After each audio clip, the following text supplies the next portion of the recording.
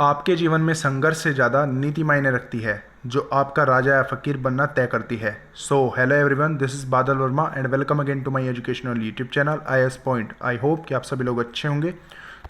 तो आज का हमारा ये चैप्टर है नए राजा और उनके राज्य, न्यू किंग्स एंड किंगडम।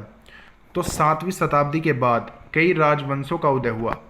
मानचित्र एक में उपमहाद्वीप यानी कि इंडियन सब कॉन्टिनेंट्स के विभिन्न हिस्सों में 7वीं से 12वीं शताब्दी के बीच शासन करने वाले प्रमुख राजवंशों को दिखलाया गया है। तो देखिए, हम इस चैप्टर के अंतर्गत 700 ईस्वी से 1192 ईस्वी तक के बारे में चर्चाएं करेंगे। तो देखिए, शताब्दी जैसे कि मान लीजिए वर्तमान समय में आज 21वीं शताब्दी चल रही है, ऑलराइट। तो उसी तरीके से मतलब 600 कुछ समय यानी कि 600 कुछ ईस्वी में चल रहे समय से और 1100 कुछ ईस्वी में, जैसे कि 1192 में मैंने आपको बताया, तो 1192 ईस्वी तक के समय के बारे में हम चर्चाएं करेंगे। तो देखिए, तो मानचित्र एक, तो 7वीं से 12वीं शताब्दी के प्रमुख राज्य। तो ये मान लीजिए कि 700 ईसा पूर्व से लेकर 1192 ईसा पूर्व तक के जो ये मानचित्र है, ऑलराइट।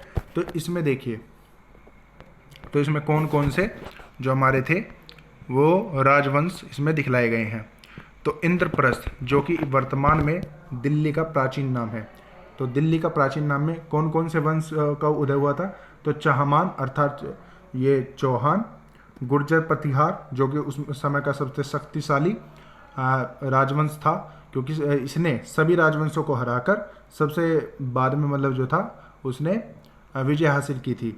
अब 1192 के बाद जो था, फिर उसके बाद मुगलों का टाइम पीरियड शुरू हो जाता है, ऑलराइट। तो उसके बारे में भी हम अपने आने वाले चैप्टर्स में चर्चाएं करेंगे। तो देखिए, अब हम थोड़ा दक्षिण की तरफ देखते हैं। तो राष्ट्रकूट, तो राष्ट्रकूट जो कि आज दक्षिण भारत में कर्नाटक में, महाराष्ट्र में स्थित है, ऑलराइट। तो कर्नाटक और महाराष्ट्र का ये क्षेत्र माना जाता है। और चोल, चेर और पांड्या जो कि केरल का एक स्थित है, वर्तमान में केरल का ये एक क्षेत्र है, ऑलराइट। अब देखते हैं कि पाल जो कि बंगाल का पूरा आज वर्तमान समय में बंगाल का एक क्षेत्र है। तो पाल, तो ये जो पाल था राजवंश, तो ये यहाँ से उभरा था बंगाल से।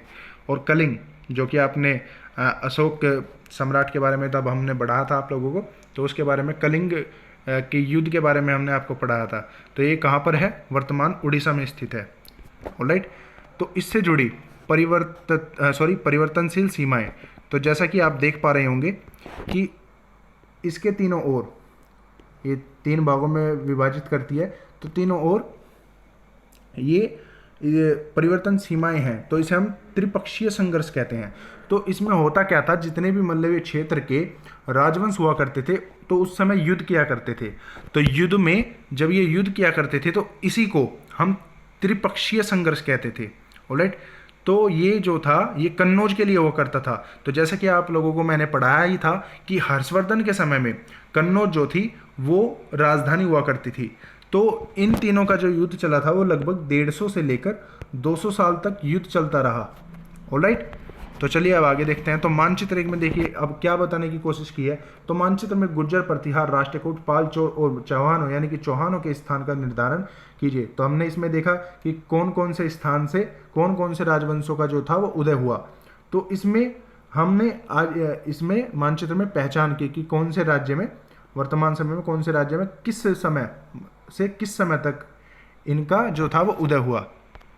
तो चलिए, अब इसमें सबसे पहले जैसे कि गुर्जर प्रतिहार, तो इसमें हम गुर्जर प्रतिहार के बारे में चर्चाएं करते हैं। तो देखिए, तो जो गुर्जर प्रतिहार था ये हमारा राजपूत वंश था।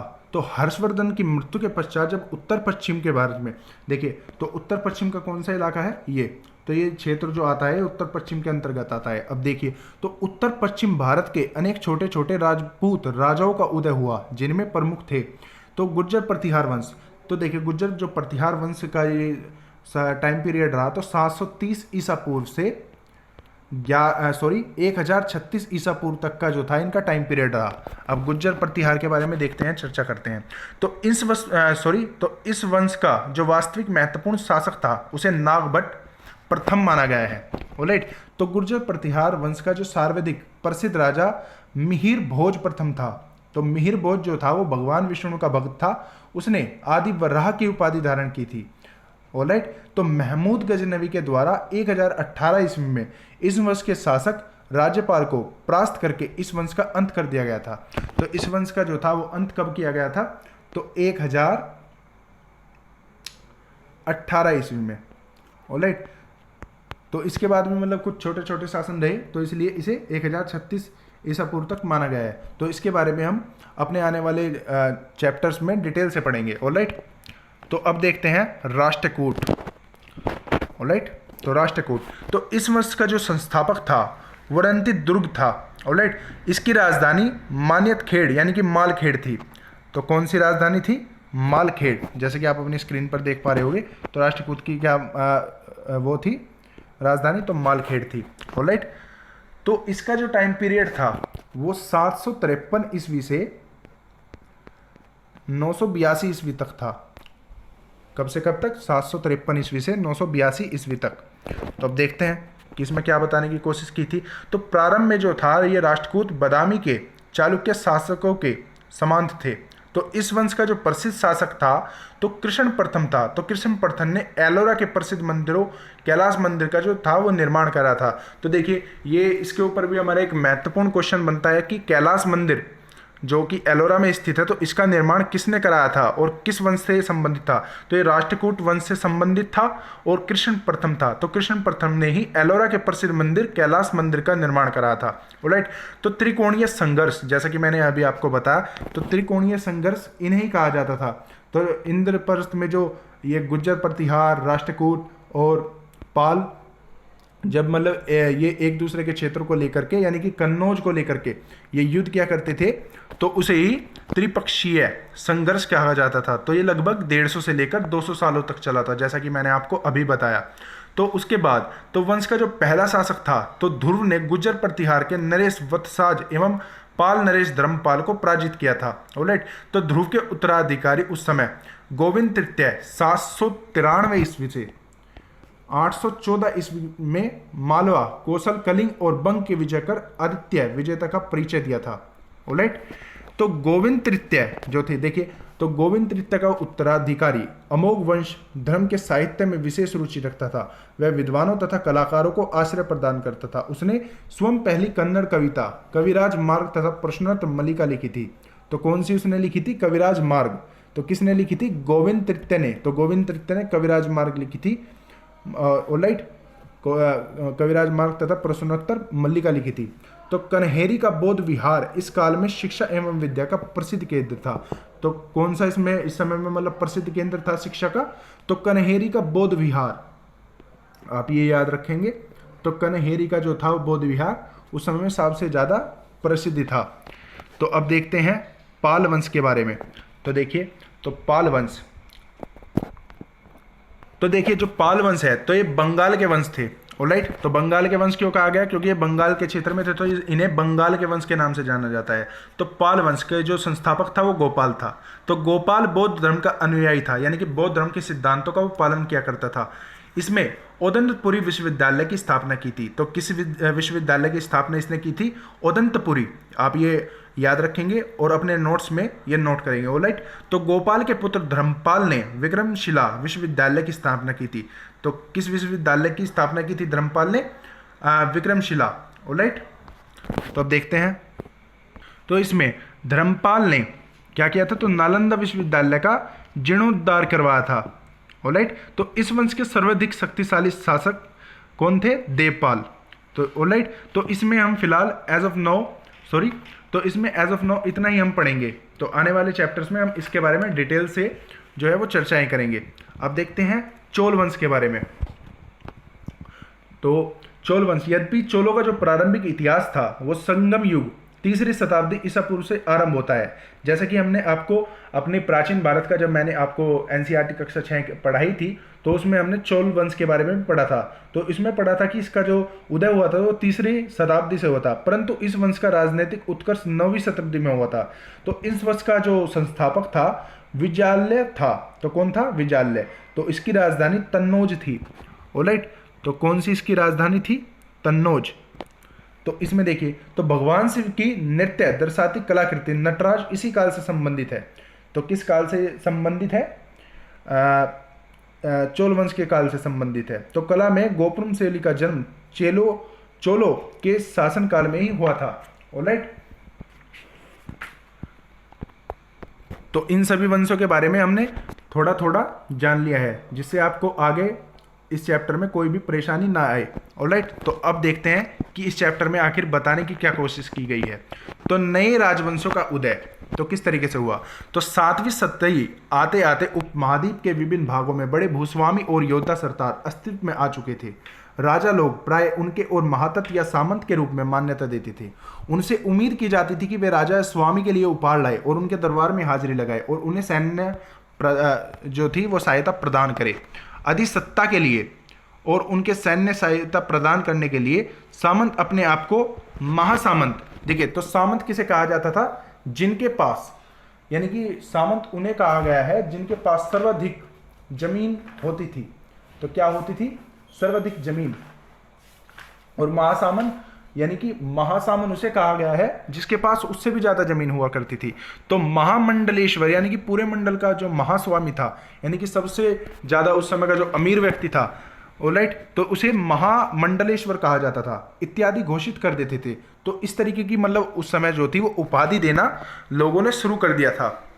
तो देखते हैं, कभी कभी वे अपने स्वामी के आधिपत्य से स्वतंत्र हो जाने का दावा भी करते थे। तो कभी कभी कुछ लोग ऐसे भी हुआ करते थे कि वो अपने स्वामी के आधिपत्य से स्वतंत्र होने का भी दावा करते थे। तो इसी तरह का एक उदाहरण दक्कन के राष्ट्रकूटों का था।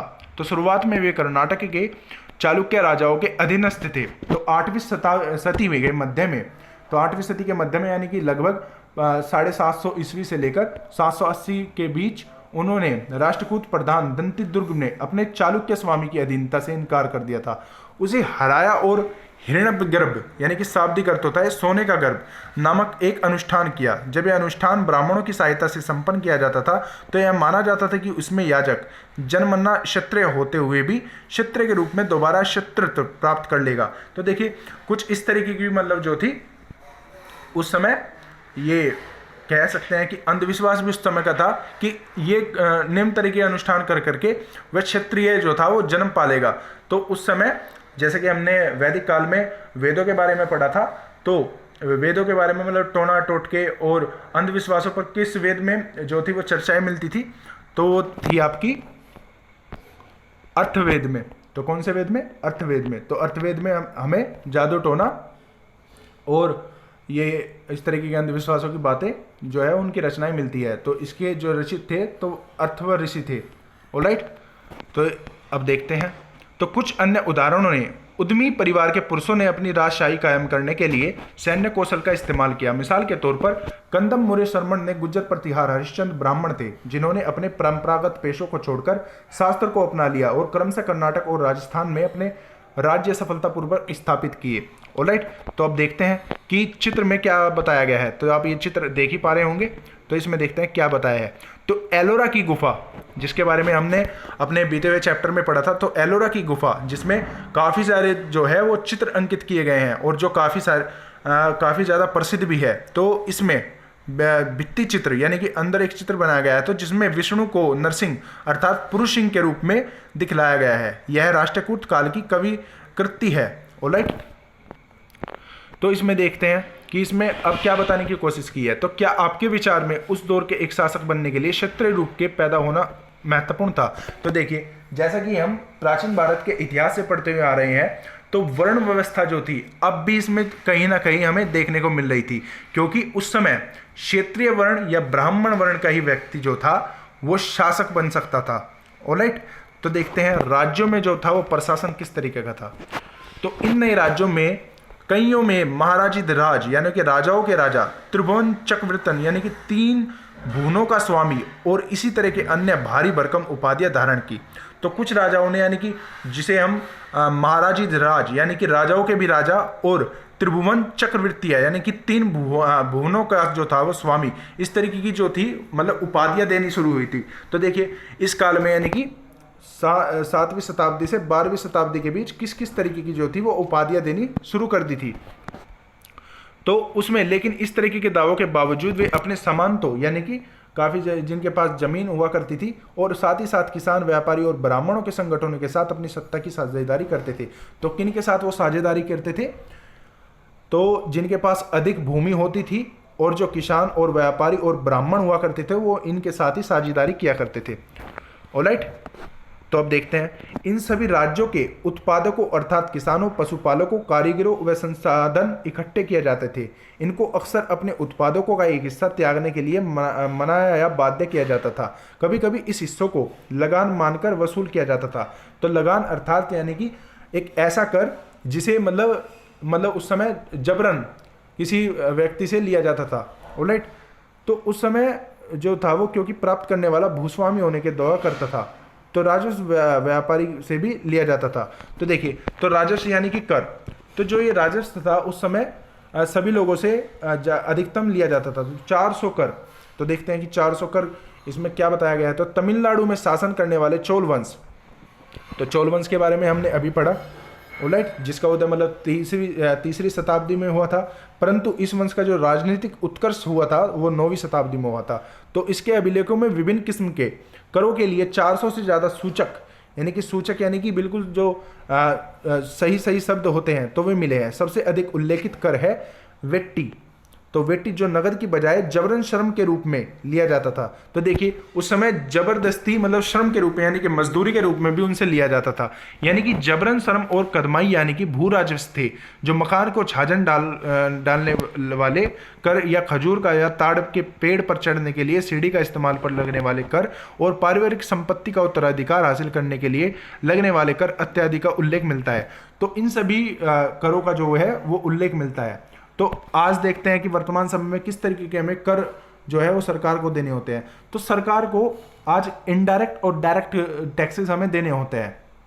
ऑलराइट, तो जैसे कि जीएसटी एक इनडायरेक्ट टैक्स है, और इनकम टैक्स, सेल टैक्स है, और काफ़ी सारे जो टैक्स है तो वो देने पड़ते हैं। ऑलराइट, परंतु उस समय में इस तरीके के टैक्स दिए जाते थे। तो प्रशासन का यह रूप आज भी व्यवस्था से किन मायनों में भिन्न है? तो काफ़ी सारे जो मायने हैं तो वो काफ़ी ज़्यादा भिन्न है। आज जो है मतलब आज जो सरकार है तो वो जनता की ज़्यादा सुनती है, यानी कि जनता को सुविधा देने की जो है उसमें बात करती है। परंतु उस समय के जो शासन हुआ करता था उस समय ऐसा नहीं था। कोई भी व्यक्ति अपनी मर्जी से कोई भी कार्य नहीं कर सकता था, वो अपने वर्णों के हिसाब से भी कार्य कर सकता था। मान लीजिए कि कोई क्षत्रिय वर्ण में अगर पैदा हुआ है तो वो युद्ध करने के लिए ही पैदा हुआ है। ऑलराइट, और जो शूद्र वर्ण के लिए हुआ है तो वो इसी तरीके से मतलब शवों को जलाने और इसी तरीके से मतलब छोटे मोटे काम करने के लिए पैदा हुआ है। तो इस तरीके से आज हमें अपने प्रशासन में ये चीज़ें नहीं देखने को मिलती। ऑलराइट, तो आज जो है काफ़ी जो असमानता है वो काफ़ी घटी है, और लोगों को इक्वालिटी जो है वो काफ़ी ज़्यादा हद तक दी जा रही है। ऑलराइट, तो चलिए अब देखते हैं। तो ये संसाधन जो है वो राजा की व्यवस्था के वित्तीय आधार बनते थे। ये साथ ही साथ मंदिरों और दुर्गों के निर्माणों में भी इस्तेमाल होते थे। तो देखिए, उस समय का जो पैसा हुआ करता था, यानी कि जो उनसे कर लिया जाता था और जो लगान उनसे वसूल किया जाता था, तो लगान वसूल करके वो दुर्ग और मंदिरों का निर्माण कार्य करते थे। तो संसाधन उन युद्धों को लड़ने में भी इस्तेमाल होते थे, जिसमें लूट की शक्ल में धन मिलने की तथा जमीन और व्यापारिक मार्गों के प्रयोग की संभावना बनती थी।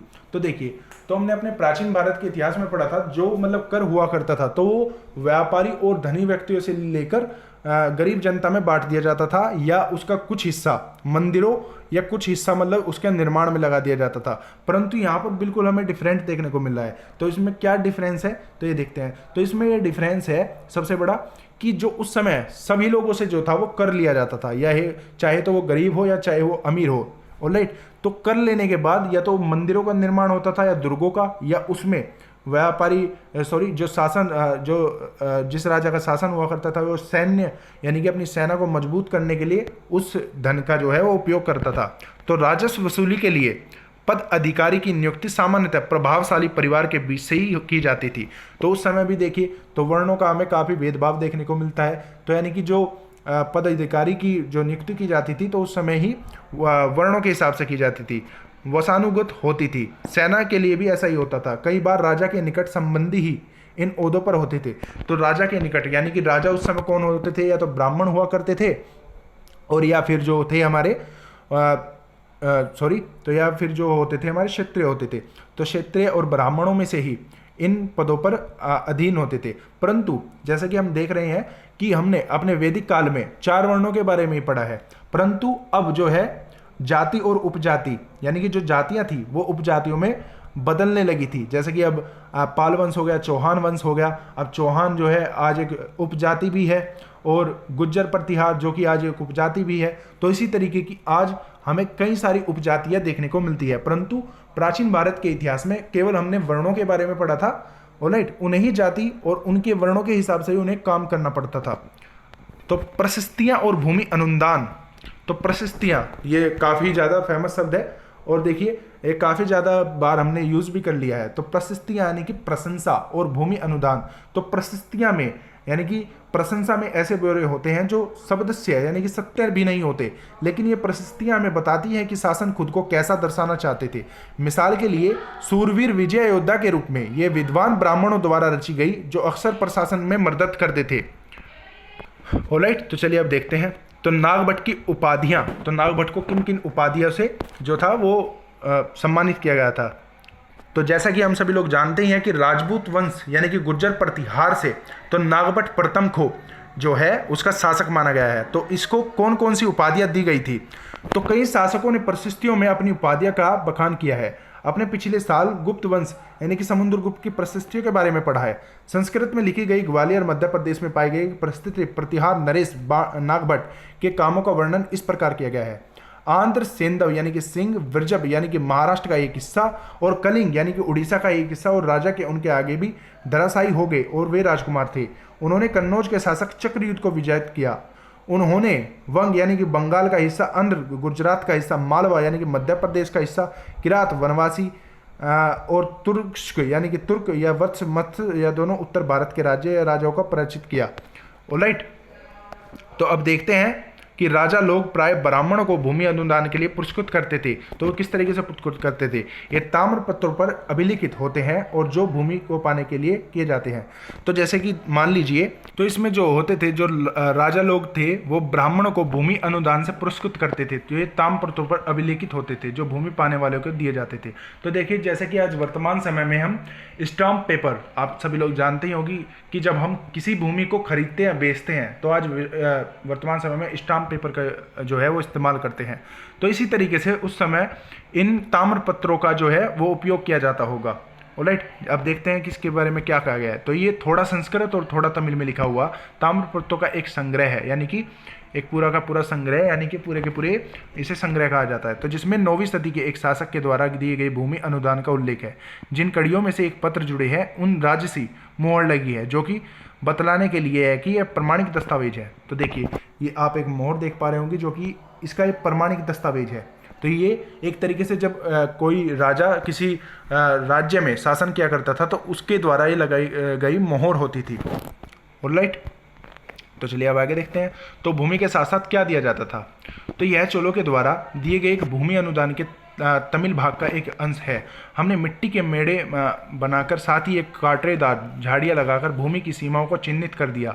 इस भूमि पर ये चीज़ें फलदार वृक्ष, पानी भूमि, बगीचे और पेड़ और कुएं, खाली जगह, चारागाह, गांव, बाबी, चबूतरे, नहरें, ख्वाइयाँ, नदियाँ, दलहनी जमीन, हौज, अनगार, मछलियों के लिए तालाब, मधुमक्खियों के लिए छत्ते और गहरी झीलें।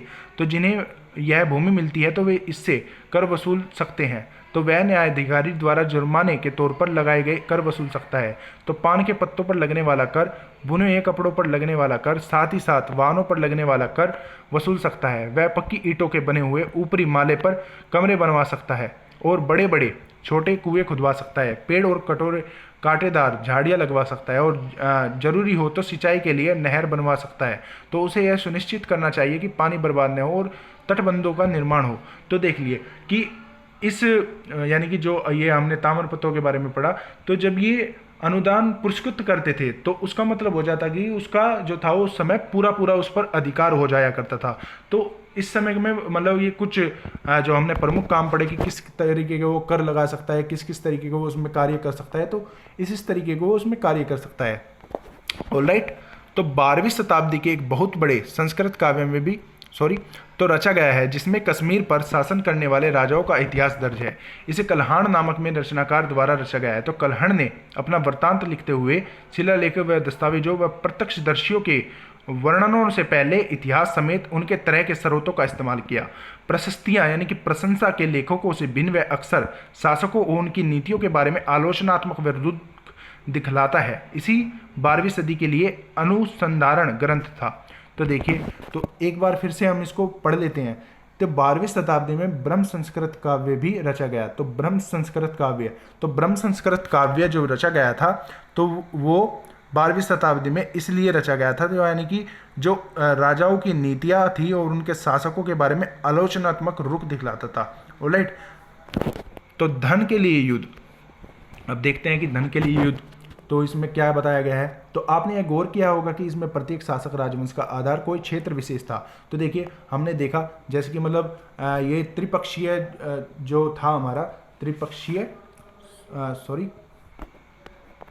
तो जैसे कि हमने पढ़ा था कि त्रिपक्षीय संघर्ष, तो त्रिपक्षीय में जब ये युद्ध किया करते थे तो उनका जो मतलब मेन मोटो रहता था, तो मेन मोटो यही रहता था कि दूसरे की जो संपत्ति और दूसरे की जो मतलब क्षेत्र अधिकार हुआ करता था उसे हड़पना। तो सीधा सीधा हम ये कह सकते हैं। तो इसे एक विशेष रूप से वादनीय क्षेत्र था। तो गंगा घाटी में कन्नौज नगर, जो कि गुज्जर, प्रतिहार, राष्ट्रकूट व पाल वंशों के शासक सदियों तक कन्नौज के ऊपर नियंत्रण को लेकर आपस में लड़ते रहे। तो देखिए, जैसा कि मैंने अभी आपको बताया कि कन्नौज जो कि हर्षवर्धन के समय पर, यानी कि हर्षवर्धन का टाइम पीरियड कितना था, 647 ईस्वी पूर्व। ऑलराइट, तो 647 ईस्वी पूर्व के बाद कई जो थे वो राजवंश उभरे, परंतु उन्हें इतना ज़्यादा जो है वो नहीं दर्शाया गया। तो 647 ईस्वी पूर्व में जो कन्नौज थी वो एक राजधानी थी। तो एक समृद्ध शहर के रूप में जो थे कन्नौज वो उभर चुका था। तो इसीलिए इसको पाने के लिए इनका जो था वो त्रिपक्षीय संघर्ष के रूप में हमें देखने को मिलता है। तो अब देखते हैं कि अफगानिस्तान के गजनवी का सुल्तान महमूद ऐसे शासकों में से सबसे प्रसिद्ध था। तो देखिए, तो महमूद गजनवी, तो अब हम महमूद गजनवी के बारे में देख लेते हैं। तो महमूद गजनवी यानी कि मोहम्मद बिन कासिम, पहले देखते हैं। तो मोहम्मद बिन कासिम जो था वो भारत पर आक्रमण करने वाला जो था वो पहला अरब मुस्लिम आक्रमणकारी था। उसने सिंध व मुल्तान को 712 ईस्वी में कब जीता था, तो 712 ईस्वी में जीत लिया था। सिंध पर उस समय ब्राह्मण वंशी राजा दाहिर का शासन था। तो जब महमूद बिन कासिम ने 712 ईस्वी में आक्रमण किया था, तो उस समय जो था दाहिर था उस समय, तो ब्राह्मण वंशी था वो दाहिर, राजा दाहिर, तो उस समय उसका शासन था। तो भारत का प्रथम तुर्क आक्रमण जो था उस 986 ईस्वी में हुआ था। तो कब हुआ था, 986 ईस्वी में प्रथम जो था तुर्कों ने आक्रमण किया था भारत पर। तो गजनवी के शासक सुबुक्तगीन ने किया था। तो महमूद गजनवी के बारे में हम देखते हैं। तो महमूद गजनवी सुबुक्तगीन का पुत्र था। तो महमूद 997 ईस्वी में गजनवी के सिंहासन पर बैठा था। तो गजनवी ने 1000 ईस्वी से 1027 ईस्वी के बीच भारत पर 17 बार आक्रमण किया था। तो महमूद गजनवी ने सबसे ज़्यादा आक्रमण किया था, कितने बार, 17 बार। तो गजनवी के आक्रमणों का उद्देश्य भारत से धन लूटकर मध्य एशिया में विशाल साम्राज्य की स्थापना करना था। तो जैसा कि आप सभी लोग जानते हैं और भारत की संस्कृति और विशाल संपदाओं से भी आप परिचित होंगे, तो भारत में जब उस समय राजाओं के द्वारा मंदिर बनाए जाते थे और कहीं ज़्यादा शक्तिपीठों को उन्होंने जो था उदय किया था, तो उस समय मंदिरों में, हिंदू मंदिरों में काफ़ी ज़्यादा धनों से और काफ़ी ज़्यादा कीमती रत्नों से उन्हें सजाया जाता था। परंतु जब महमूद गजनवी के द्वारा 1000 ईस्वी से 1027 ईस्वी के बीच भारत पर 17 बार आक्रमण किया गया, तो वो जितना भी धन था उसने वो सारा लूटकर वो बाहर चला गया देश से। तो उसका ये मेन मोटो था कि धन को लूटकर एशिया में विशाल साम्राज्य की स्थापना करे। तो उसने पंजाब के हिंदू शाही वंश के शासक जयपाल को 1001 ईस्वी में वहिंद की प्रथम लड़ाई में पराजित किया था। तो 1001 ईस्वी में किसको पराजित किया था, जयपाल को। तो वहिंद की प्रथम लड़ाई में इसने इसको जो था वो पराजित किया था। तो गजनवी ने 1008 ईस्वी में वहिंद के द्वितीय युद्ध में हिंदू शाही वंश के शासक आनंद पाल को पराजित किया था। तो देखिए 17 बार इसने आक्रमण किया, फिर इसने कई सारे हिंदू वंशियों को भी जो था वो पराजित किया। उसने भुवनेश्वर, कन्नौज, मथुरा, सोमनाथ आदि नगरों को लूटा था। तो उस समय भुवनेश्वर, कन्नौज, मथुरा और सोमनाथ के जो मंदिर थे, तो सोमनाथ में इन चारों स्थानों और क्षेत्रों में सबसे अधिक जो थी, सबसे अधिक और कीमती धातुओं के द्वारा जो थे मंदिरों के निर्माण कराए गए थे, जिसने उन सभी को लूट लिया था। तो 1025 ईस्वी में सोमनाथ का आक्रमण महमूद गजनवी का प्रसिद्ध आक्रमण था। तो उस समय सोमनाथ का जो मंदिर था, तो सोमनाथ आप सभी लोग परिचित भी होंगे, तो सोमनाथ में इतनी ज़्यादा मतलब विशाल तरीके से सोने और काफ़ी ज़्यादा रत्नों से उसकी जड़ाई की गई थी, तो सबसे ज़्यादा मतलब उसमें धन था। तो 1025 में सोमनाथ को इसने लूट लिया था। तो महमूद गजनवी ने अंतिम आक्रमण जो किया था अपना, वो 1027 ईस्वी में आगरा के पास भेरा में दुर्ग पर किया था। तो महमूद गजनवी ने बुद्ध सिंकन मूर्ति भंजक के नाम से भी जाना जाता है। तो महमूद गजनवी को अगर काफ़ी बार ये क्वेश्चन भी पूछा जाता है कि महमूद गजनवी को और किस नाम से जाना जाता है, तो मूर्ति भंजक के नाम से इसको जाना जाता है। तो महमूद गजनवी के दरबार में दो प्रसिद्ध विद्वान फिरदौसी और अलब रूनी थे। तो फिरदौसी ने सहनाम तथा अलब रूनी ने तहकीक ए हिंदू नामक पुस्तक लिखी थी। तो देखिए, तो ये प्रसिद्ध पुस्तकें हैं, काफ़ी बार एग्जाम्स में भी पूछ ली जाती है। तो फिरदौस ने कौन सी लिखी थी? सहनाम। और अलब रूनी ने तहकीक ए हिंदू नामक पुस्तक लिखी थी। तो अलब रूनी का असली जो नाम था अबू रेहान मोहम्मद बिन अहमद था। तो क्या नाम था अलब रूनी का? तो अबू रेहान मोहम्मद बिन अहमद। ऑलराइट, तो इसी में हम थोड़ा जो है यही पढ़ेंगे। ऑलराइट, तो चलिए अब देखते हैं। तो एज ऑफ नाउ, तो सुल्तान महमूद ने अपने द्वारा जीते गए कई राज्यों और कई बातों को बताना चाहते थे। तो उसमें अल बैरूनी नामक के विद्वान को इस उपमहाद्वीप को लेखा जोखा लिखने का काम सौंपा। जैसे कि मैंने आपको बताया कि उस समय जो लिखा गया था, तो अलब रूनी ने क्या लिखा था? तहकीक ए हिंदू नामक पुस्तक उसने लिखी थी। ऑलराइट, तो विद्वानों को जो परामर्श किया, तो युद्ध करने वाले दूसरे राजाओं ने चहमान भी थे। तो चहमान अर्थात चौहान भी थे, तो जो बाद में चौहान के रूप में जाने गए। ऑलराइट, वे दिल्ली और अजमेर के आसपास के क्षेत्र पर शासन करते थे। उन्होंने पश्चिम और पूर्व की ओर अपने नियंत्रण क्षेत्र का विकास करना चाहा, जहाँ पर उन्हें गुजरात और चालुक्य की पश्चिमी उत्तर प्रदेश का गहड़वालों एक राजवंश है, तो उससे उन्हें टक्कर लेनी पड़ी। तो चौहानों का सबसे अधिक प्रसिद्ध शासक था पृथ्वीराज तृतीय 1168 ईस्वी से 1192 ईस्वी तक, जिन्होंने सुल्तान मोहम्मद गोरी नामक अफगाज शासक को 1191 में हराया, लेकिन दूसरे ही साल 1192 में उसके हाथों हार गया। तो देखिए, एक साल बाद ही उसके हाथों से वो हार गया था। ऑलराइट, तो देखिए अब सुल्तान, तो सुल्तान शब्द किसे कहा गया है? तो अरबी भाषा का ये शब्द है जिसका मतलब होता है शासक। तो चोल राज्य नजदीक से एक नज़र। ऑलराइट, अब देखते हैं कि चोल राज्य की नज़दीक से एक नज़र। तो देखिए, जो कि ये चोल राज्य हमारा पूरा चोल राज्य है, तो चोल राज्य उस समय देखिए ये एक परिवर्तन सीमा है। तो उसने पूरा का पूरा जो ये है, तो इसका ये पूरा का पूरा ये साम्राज्य था, उसके क्षेत्राधिकार था। तो ये वर्तमान में केरल, उड़ीसा और मान लीजिए कि दक्षिण भारत का कर्नाटक और महाराष्ट्र का ये पूरा का पूरा हिस्सा था। तो इसमें देखिए, तो पूरे हिस्से में क्या क्या आता है? तो इसमें वेंगी, काकतीय, वनवावी, नौलावादी, गंगावाड़ी, चोल, काची और उरेदू मदुराई, ये प्रमुख जो है हम इनसे देखते हैं। तो उरेयूर से तंजावुर तक। ऑलराइट, अब देखते हैं तो चोल वंश सत्ता में कैसे आया। तो कावेरी डेल्टा में मट्रियार नामक से एक प्रसिद्ध छोटे से मुखिया परिवार की सत्ता थी। वे कांचीपुरम में पल्लव राजाओं के मतहत थे। और आयर ने चोल वंशीय प्राचीन मुखिया परिवार के विजयपाल 9वीं सदी के मध्य में मुट्टिरियों को हराकर डेल्टा पर कब्जा जमाया। उसने वहाँ तंजावुर शहर के निशुंभहीन देवों का जो था वो मंदिर बनवाया था। तो किसका मंदिर इन्होंने बनवाया था? निशुंभ सुदीनी देवी का मंदिर। तो ये आपको याद रखना है। तो किसने बनवाया था? ताजपुर शहर ने बनवाया था। तो विजयालय के उत्तराधिकारी के पड़ोसी इलाकों को जीता और उसके राज्यों को क्षेत्रफल तथा शक्ति दोनों के रूप में बांटा गया। तो दक्षिण और उत्तर के, तो देखिए जैसा कि आपको पता ही है कि दक्षिण ये क्षेत्र और उत्तर के ये क्षेत्र, तो दक्षिण और इस क्षेत्र में तो पांड्यन और पल्लव के इलाकों में एक राज्य का हिस्सा बना लिया गया। तो राज प्रथम जो सबसे शक्तिशाली चोल शासक था। तो राजराज सबसे शक्तिशाली चोल शासक कौन था? तो राजराज। तो 985 ईस्वी में राजा बना और उसी ने सबसे ज़्यादातर क्षेत्रों पर नियंत्रण का विस्तार किया। तो उससे साम्राज्य प्रशासन की पुनर्गठित किया और राजराज के पुत्र राजेंद्र प्रथम ने उसकी नीतियों को जारी रखा और उसके गंगा घाटी, श्रीलंका तथा दक्षिण पूर्वी एशियाओं के देशों पर हमला किया और उन अभियानों के लिए उसने एक जल सेना भी बनाई। तो जल सेना किसने बनाई थी? तो राजेंद्र प्रथम ने। तो देखिए इसमें हमें सबसे मेन जो चीज़ है वो क्या पता चलती है? तो इसमें पता चलता है कि जो मतलब इसमें वंश हुए, जो वंश इसमें हुए, तो राजपूत वंशों के बारे में हमने पढ़ा और बंगाल के वंशों के बारे में हमने पढ़ा। तो बंगाल के वंशों में हमने सबसे जो सिमिलर जो बात देखी तो वह क्या देखी?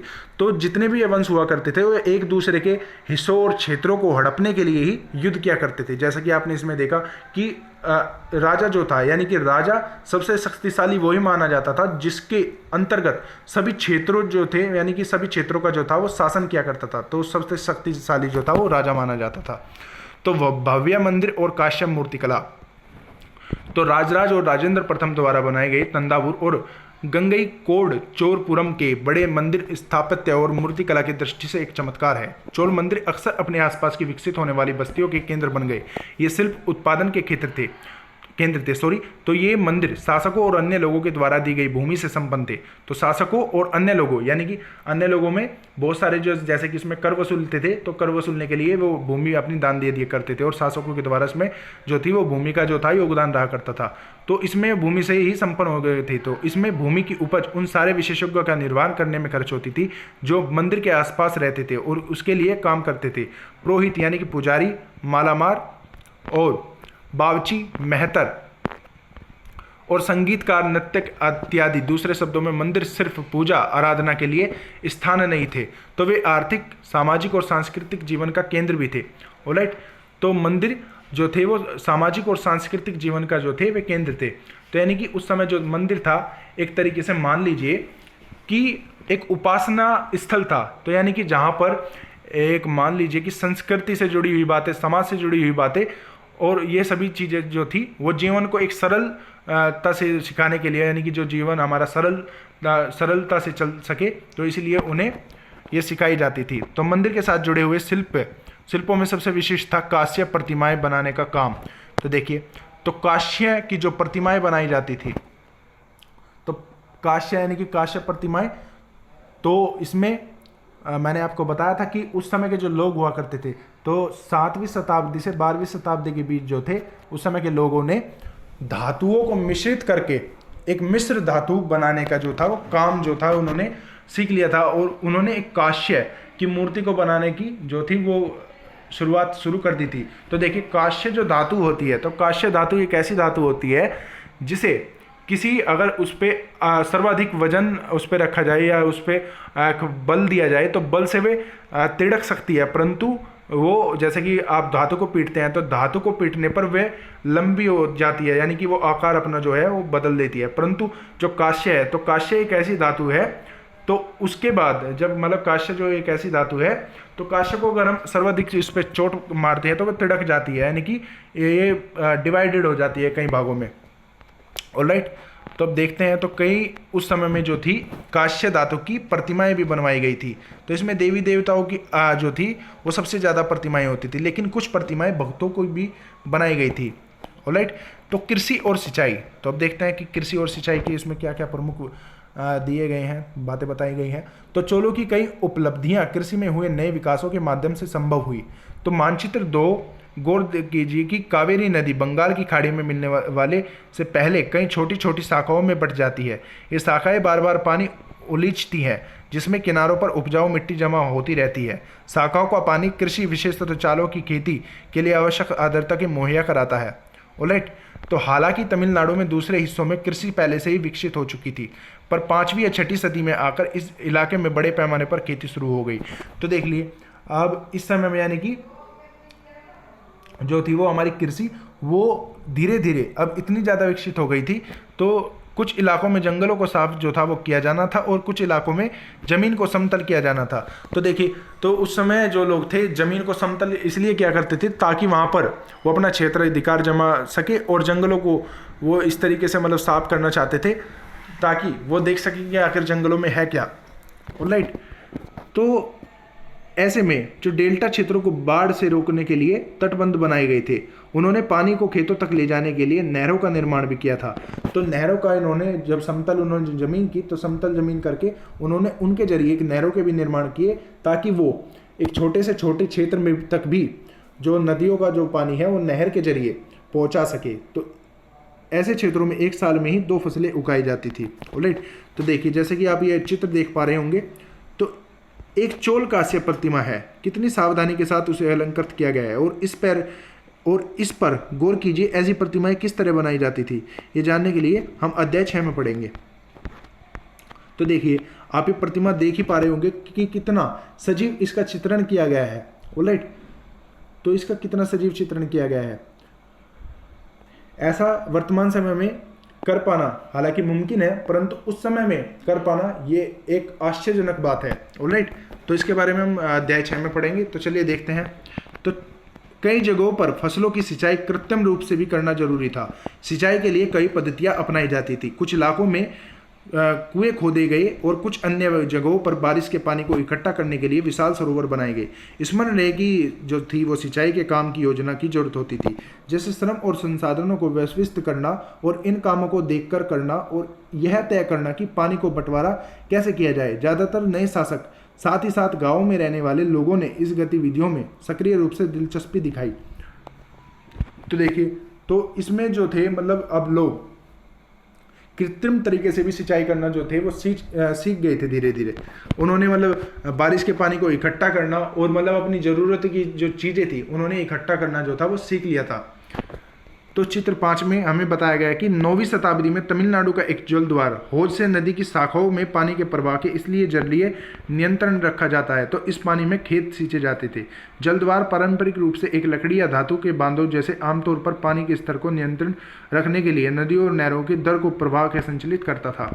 ऑलराइट, तो जैसा कि आप ये देख पा रहे होंगे अपनी स्क्रीन पर, तो इस तरीके के जो थे एक तरीके से बांध बना दिए जाते थे जिससे पानी के नियंत्रण और नहरों तक पहुंचाने के लिए इसमें मदद ली जाती थी। ऑलराइट, तो साम्राज्य का प्रशासन, तो प्रशासन किस प्रकार के संगठित था। तो किसानों की जो बस्तियां थी उसमें जो उर कहलाती थी, तो सिंचित खेती के साथ साथ बहुत समृद्ध हो गई थी। इस तरह के गांवों में समूह को नाडु यानी कि तमिलनाडु कहा जाता था। तो उस समय में जो थे मतलब गांवों को समूह को नाडु कहा जाता था, तो ग्राम परिषदों को नाडु न्याय करने के लिए कर वसूलने जैसे प्रशासनिक कार्य करते थे। तो एक प्रशासनीय कार्य करने के लिए उन्हें नाडु कहा जाता था। तो वेल्लाल जाति, तो वेल्लाल जैसा कि हमने अपने प्रारंभिक भारत के इतिहास में पढ़ा था, तो वेल्लाल एक शब्द पढ़ा था। तो वेल्लाल उसे कहा जाता था जिसके पास सर्वाधिक जमीन होती थी। ऑलराइट, उसके धनी किसानों के केंद्रीय चोल सरकार की देखरेख में नाडु के कामकाज में अच्छा खासा नियंत्रण हासिल करता था।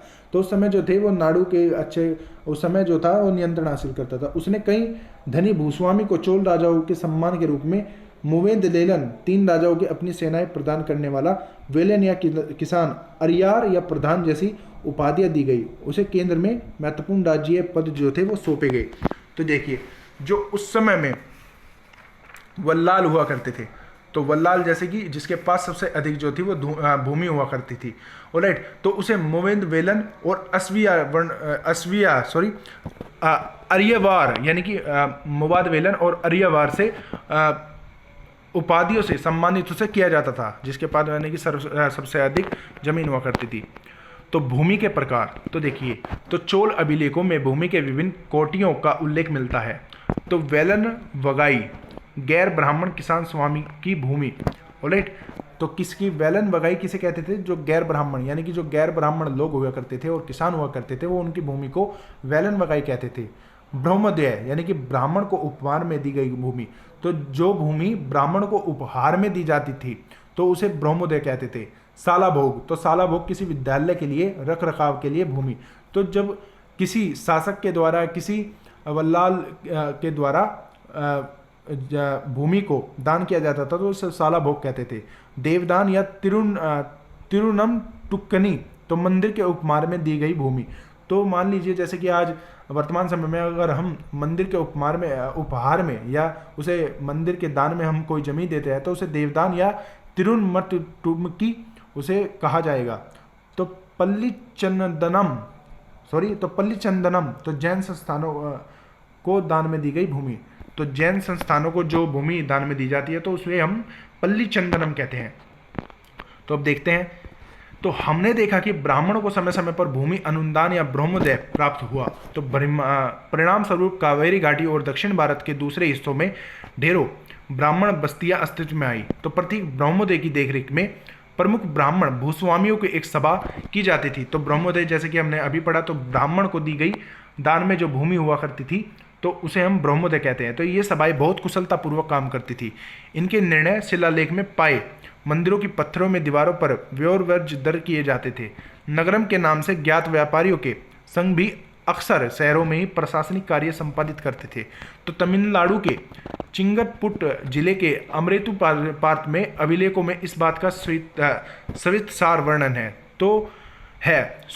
तो कि ब्राह्मणों की सभा का संगठन कैसा है कि सिंचाई के कामकाज, बाग बगीचे, मंदिरों और इत्यादि की देखरेख के लिए सभा के विभिन्न समितियां होती हैं। तो इनमें सदस्य के लिए जो लोग योग्य होते हैं उनके नाम तालपत्र के छोटे टिकटों पर लिखे जाते हैं। तो तालपत्र के छोटे टिकटों पर उनके नाम लिखे जाते हैं और जो मिट्टी के बर्तन में रख दिए जाते हैं। फिर उसे किसी छोटे लड़के को हर समिति के लिए एक से बाद एक टिकट निकालने के लिए कहा जाता है। तो इसमें देखिए किस तरीके से मतलब एक तरीके से चुनाव सा किया जाता है। तो अभिलेख और लिखित सामग्री, तो उत्तर मेरूर अभिलेखों के अनुसार सभा की सदस्यता, तो देखिए किस तरीके की उसमें सभा की सदस्यता जो थी वो रखी जाती थी। तो सभा की सदस्यता के लिए इच्छुक लोगों को ही ऐसी भूमि का स्वामी होना चाहिए जहां से भू राजस्व वसूला जाता है। तो उसमें जो भूमि का स्वामी बनाया जाता था तो उस समय में उसी इंसान को उस भूमि का स्वामी बनाया जाता था जो उस भूमि के लिए कर वसूल सके। उनके पास अपना घर होना चाहिए, जिसके पास खुद का घर हो। उनकी उम्र जो थी वो 35 से 70 के बीच होनी चाहिए। उन्हें वेदों का ज्ञान होना चाहिए। उन्हें प्रशासनिक मामलों की अच्छे से जानकारी होनी चाहिए और ईमानदार होना चाहिए। यदि कोई पिछले 3 सालों से कई समितियों का सदस्य रहा है तो वह किसी और समिति का सदस्य बन सकता है। जिसमें अपनी और संबंधित खाते जमा नहीं कराए वह चुनाव नहीं लड़ सकता। ऑलराइट, तो देखिए किस तरीके से मतलब इसमें हमें समानताएं देखने को मिलती है। तो एक तरीके से उस समय का जो सम्मानित व्यक्ति होता था तो इन्हीं पदों के लिए वो चयनित होता था। ऑलराइट, तो अभिलेखों और राजाओं के सशक्ति संपन्न पुरुषों के बारे में जो जानकारी मिलती है, लेकिन यह जानना खासा मुश्किल है कि साधारण मर्दों और औरतों का जीवन इन राजाओं में कैसा था। तो 12वीं शताब्दी की तमिल कृति पेरिया पुराणम, तो इसमें देखिए तो 12वीं शताब्दी की जो तमिल कृति थी वो पेरिया पुराणम से एक उदाहरण है। तो अंडनूर की सरहदों पर फूस की पुरानी छाजनों वाली छोटी छोटी झोपड़ियों से अटा पड़ा पुलाया एक ऐसा समूह, पुलाया अर्थात यानी कि एक ऐसा समूह जिसे ब्राह्मण और वेलाल प्रतिष्ठित समाज के बाहर मानते थे। ऑलराइट, तो अब देखते हैं कि लोगों का एक छोटा सा पूर्वा था जिसमें ओले किस्म के पैसों में लगे खेतीहार मजदूर रहते थे। चमड़े की पट्टियां से घिरे हुए झोपड़ियां की हाथों से छोटे मुर्गियां झुंडों में रहा करते थे। गहरे रंग के बच्चे जो काले लोहे और कंगन पहनते थे छोटे पिल्लों को उठाए उछलते रहते थे और मारुद पेड़ों की छाया के मधुरणी में अपने बच्चों के चमड़े की चादर से सुला दिया करते थे। आम के पेड़ जो थे उनकी शाखाओं के नगाड़े लटकते हुए थे और नारियल के पेड़ों में नीचे जमीन के बने छोटे गड्ढों में छोटे सिरों वाली कुतिया पिल्लों को दूध पिलाते हुए बाद में लेटी हुई थी। तो उस समय में जो मतलब एक तरीके से एक गरीब वर्ण की जो है इसमें हमें वार्ता बताई गई है। तो किस किस तरीके से मतलब जो था वो गरीब जो व्यक्ति थे उस समय के वो किस तरीके से अपना जो था वो जीवन यापन करते थे। ऑलराइट, तो चलिए अब आगे देखते हैं। तो तांग वंश के युग का चीन, तो तांग वंश का युग का चीन हम देखते हैं। तो चीन में तांग राजवंश के तहत एक साम्राज्य स्थापित हुआ जो लगभग 300 वर्षों तक 7वीं सदी से 10वीं सदी तक सत्ता में रहा। इसकी राजधानी सियान दुनिया के सबसे बड़े नगरों में से एक थी जहां तुर्की, ईरानी, भारतीय, जापान और कोरियन आया करते थे। तांग साम्राज्य परीक्षा के माध्यम से नियुक्ति की गई नौकरशाही द्वारा प्रशासनित होता था। इन परीक्षाओं में हर इच्छुक व्यक्ति बैठ सकता था। अधिकारियों के लिए चयन की ये व्यवस्था कुछ बदलाव के साथ 1911 तक कायम रही। तो भारतीय उपमहाद्वीप में प्रचलित व्यवस्थाओं से यह व्यवस्था किन मायनों से भिन्न थी। तो देखिए तांग वंश के जो हमने इस तांग वंश के बारे में पढ़ा, तो तांग वंश के द्वारा हमें साम्राज्य को स्थापित करने के लिए किस किस तरीके से मतलब उस समय परीक्षाओं को देना होता था, और परीक्षा में जो भी उत्तीर्ण हो जाया करता था तो उसे साम्राज्य में स्थापित कर लिया जाता था, जिन पदों के लिए वो नियुक्ति करते थे। और वर्तमान समय भी आज जो प्रशासनिक नियुक्तियाँ होती है तो इसी तरीके से होती है कि हमें कई परीक्षाओं, कई साक्षात्कारों, और फिर उन साक्षात्कारों को उत्तीर्ण होने के बाद हमें प्रशासनिक सेवाओं करने का जो है वो मौका मिलता है। ऑलराइट, तो अब देखते हैं, तो जोड़े बनाए। तो देखिए, जो गुज्जर प्रतिहार तो वर्तमान समय में जो गुजरात और राजस्थान का क्षेत्र अधिकार है। ऑलराइट, और राष्ट्रकूट जो तमिलनाडु में उस समय, वर्तमान समय में तमिलनाडु में जो ये वंश था उस समय इसका उदय हुआ था। और पाल वंश का जो उदय हुआ था वो बंगाल में हुआ था, तो बंगाल का वंश के नाम से भी इसे जाना जाता है। चोल जो पश्चिमी दक्कन में इस वंश का जो था वो उदय हुआ था। ऑलराइट, तो त्रिपक्षीय संघर्ष में लगे तीनों पक्षों में कौन कौन से थे? तो देखिए, गुज्जर प्रतिहार, राष्ट्रकूट, पाल, चोल और पांड्य, तो ये सभी जो थे वो त्रिपक्षीय संघर्ष में, यानी कि ये त्रिपक्षीय संघर्ष इसे क्यों कहा गया है, तो तीनों पक्षों का जो युद्ध होता था वो कन्नौज को जीतने के लिए हुआ करता था। तो ये युद्ध 150 से 200 सालों तक इन तीनों साम्राज्यों के बीच चला था, जिसमें गुज्जर प्रतिहार जो था वो जीत गया था। तो गुज्जर प्रतिहार को सबसे ज़्यादा इसमें विजयी और सबसे ज़्यादा इसमें शक्तिशाली वंश माना गया है, जो कि गुज्जर प्रतिहार जो वंश है वो राजपूत वंशों में से एक है। ऑलराइट, तो अब देखिए, चोल साम्राज्य की सभा में किसी समिति का सदस्य बनने के लिए आवश्यक शर्तें क्या थी? तो आप इस क्वेश्चन का कमेंट बॉक्स में जरूर आंसर दें। तो चैमानों के नियंत्रण में आने वाले 2 प्रमुख नगर कौन से थे? तो चैमानों अर्थात चौहानों के नियंत्रण में आने वाले 2 प्रमुख नगर, इनका भी आप अपने कमेंट बॉक्स में आंसर जरूर दें। ऑलराइट, तो आज के 20 शब्द, तो देखते हैं आज के 20 शब्द कौन कौन से थे। तो सामंत, तो देखिए, तो सामंत जो एक बड़ा जमींदार हुआ करता था, तो बड़े जमींदार यानी कि उसके पास सबसे अधिक जमीन हुआ करती थी, तो उसे हम क्या कहते थे? तो वेल्लल्या। तो वेल्लल्या हम उसे क्या करते थे? जो उसे मुवेद वेलन और अरबिराई की उसे उपाधि जो प्राप्त थी। और मंदिर हम उपासना स्थल को कहा करते थे, जहाँ पर जो कई सामाजिक अनुष्ठान रखे जाते थे और कई सांस्कृतिक अनुष्ठान रखे जाते थे, तो उन्हें हम मंदिर कहा करते थे। तो नाडु एक तरीके का एक संघ था, जिसके बारे में हमने अभी पढ़ा, एक सभा। तो सभा के रूप से जो थे वो अपने प्रशासनिक अधिकारियों की जो थे वो नियुक्ति किया करते थे। ऑलराइट, तो इसी के साथ आज का हमारा ये चैप्टर खत्म होता है। तो आई होप कि आप सभी लोगों को ये चैप्टर पसंद आया होगा। तो अगर आपको ये वीडियो अच्छा लगा है तो वीडियो को लाइक, शेयर, कमेंट करना न भूलें। और अभी तक अगर आपने हमारे यूट्यूब चैनल को सब्सक्राइब नहीं किया है तो यूट्यूब चैनल को सब्सक्राइब कर लीजिए, जिससे आपको हमारी आने वाली वीडियोस की नोटिफिकेशन सबसे पहले टाइम पर मिल जाए। As of now, so have a good day. जय हिंद।